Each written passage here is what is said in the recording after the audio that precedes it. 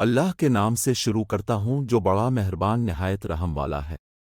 مکھی کیوں پیدا کی گئی؟ خراسان کا بادشاہ شکار کھیل کر واپس آنے کے بعد تخت پر بیٹھا تھا۔ تھکاوٹ کی وجہ سے اس کی آنکھیں بوجھل ہو رہی تھیں۔ بادشاہ کے پاس ایک غلام ہاتھ باندھے مدب سے کھڑا تھا۔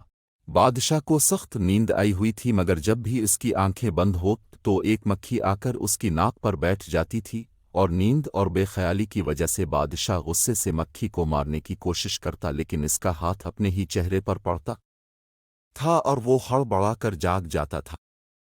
جب 2-3 دفعہ ایسا ہوا تو بادشاہ نے غلام سے پوچھا، تمہیں پتہ ہے کہ اللہ نے مکھی کو کیوں پیدا کیا ہے؟ اس کی پیدائش میں اللہ کی کیا حکمت پوشیدہ ہے؟